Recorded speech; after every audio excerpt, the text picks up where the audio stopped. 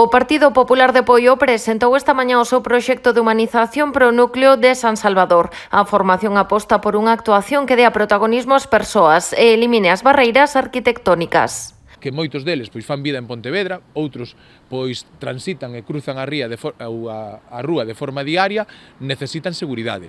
E entendemos que este proxecto lle dá aos comerciantes, cando lle falamos con eles para presentar o proxecto, unha das inquietudes que tiñan era as plazas de estacionamiento.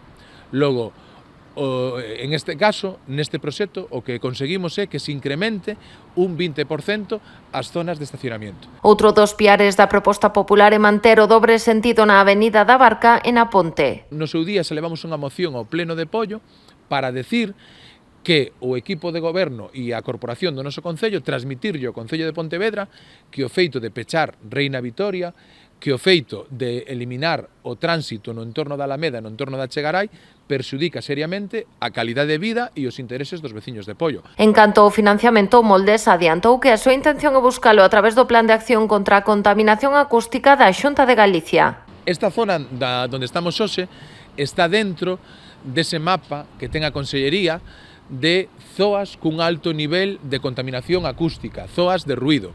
Logo hai un plan de acción de eliminación acústica da Xunta de Galicia que pretende actuar nestes puntos.